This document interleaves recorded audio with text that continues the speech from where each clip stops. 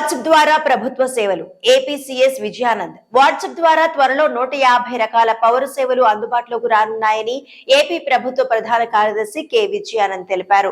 సచివాలయంలోని real time governance society RTGS కేంద్రాన్ని ఆయన శుక్రవారం సందర్శించారు. ప్రభుత్వంలో వివిధ శాఖలు తమ పనితీరు మెరుగుపరుచుకోవడానికి వీలుగా ఆర్టీజీఎస్ సాంకేతిక సహకారాన్ని అందించాలని తెలిపారు. ముఖ్యమంత్రి నారా చంద్రబాబు నాయుడు ఆశయాలకు అనుగుణంగా ఈ సంస్థ పనిచేసి మెరుగైన ఫలితాలను సాధించాలని సూచించారు. ప్రస్తుత సాంకేతిక యుగంలో ప్రభుత్వ శాఖలో మెరుగైన ఫలితాలు రాబట్టడానికి అవకాశాలు అపారంగా ఉన్నాయన్నారు. ఇకపైన తానే ఆర్టీజీఎస్ కార్యకలాపాలను ప్రత్యక్షంగా పర్యవేక్షిస్తానని అన్నారు.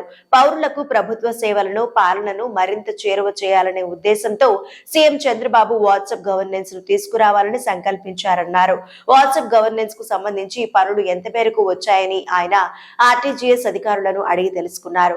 దీనిపై ఆర్టీజీఎస్ సీఈఓ దినేష్ కుమార్ స్పందిస్తూ వాట్సాప్ గవర్నెన్స్ కు సంబంధించి అన్ని పనులు దాదాపుగా పూర్తి చేశామన్నారు. దానికి సంబంధించి డెమోను సీఎస్ కు చూపించారు. 150 రకాల సేవలను ప్రజలకు దీని ద్వారా అందించడానికి సిద్ధంగా ఉన్నామని తెలిపారు. దాంతో పాటు ప్రజలు తమ ఫిర్యాదులు కూడా వాట్సాప్ గవర్నెన్స్ ద్వారా చేసే వీలు కల్పిస్తున్నామని చెప్పారు. వాట్సాప్ గవర్నెన్స్ ప్రజలందరికీ సులభంగా అర్థమయ్యేలా ఇంగ్లీష్, తెలుగు 2 భాషల్లో ఉండేలా చూడాలని సీఎస్ ఈ సందర్భంగా సూచించారు. ప్రభుత్వంలోని ప్రతి శాఖతోనూ ఆర్టీజీఎస్ సమన్వయం చేసుకోవాలని సీఎస్ ఆదేశించారు. ఆర్టీజీఎస్ వద్ద ఉన్న ఇన్నోవేషన్ టెక్నాలజీలను ఆయా శాఖలకు పంపి ఆర్టీజీఎస్ నుంచి వారు ఇంకా ఏమి కావాలని కోరుకుంటున్నారో వారితో నేరుగా చర్చించి ఆయా శాఖల అవసరాలకు అనుగుణంగా సాధ్యమైనంత మేర సాంకేతిక సహకారం అందివ్వాలని సూచించారు.